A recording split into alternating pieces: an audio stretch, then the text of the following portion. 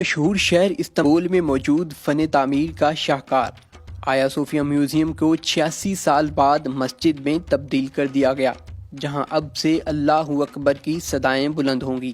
ترک صدر رجب Tayyip Erdogan نے تاریخی اہمیت کی حامل اور یونیسکو کے عالمی ورثے کی فہرست میں شامل میوزیم آیا صوفیہ کو مسجد میں تبدیل کرنے کے صدارتی حکم نامے پر دستخط کر دیے اور 24 جولائی سے نماز کی ادائیگی کے آغاز کا اعلان کیا ہے۔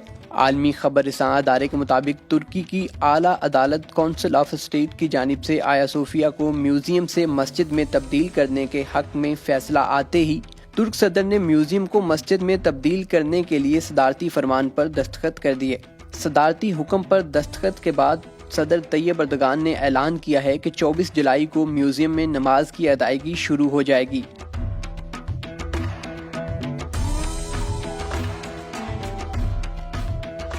میوزیم کا کنٹرول محکمہ مذہبی امور نے سنبھال لیا ہے۔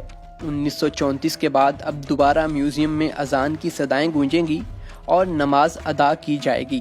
قبل ازیں ترکی کی اعلیٰ عدلیہ نے مسجد کی بحالی کے فیصلے میں آیا صوفیہ کو سلطان فاتح محمد ٹرسٹ کی ملکیت قرار دیتے ہوئے کہا تھا کہ 24 نومبر 1934 کا حکومتی فیصلہ ملکی قانون سے میل نہیں کھاتا۔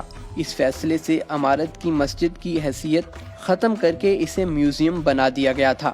واضح رہے کہ یہ عمارت 6 صدی میں بازنطینی بادشاہ کے دور میں بنائی گئی تھی اور 1000 سال تک یہ عمارت دنیا کے سب سے بڑے گرجا گھر کے طور پر استعمال ہوتی رہی۔ تاہم 1453 میں قسطنطنیہ کی فتح کے بعد سلطنت عثمانیہ نے اسے مسجد میں تبدیل کر دیا تھا اور لگ بھگ 500 سال تک مسجد کے طور پر استعمال ہوتی رہی۔ تاہم 1934 میں مصطفیٰ کمال اتاترک کے دور حکومت میں اسے میوزیم میں تبدیل کر دیا گیا تھا، لیکن اب پھر سے مسجد کا درجہ دے دیا گیا ہے۔ ارسلان نبیل، برائٹ اسٹار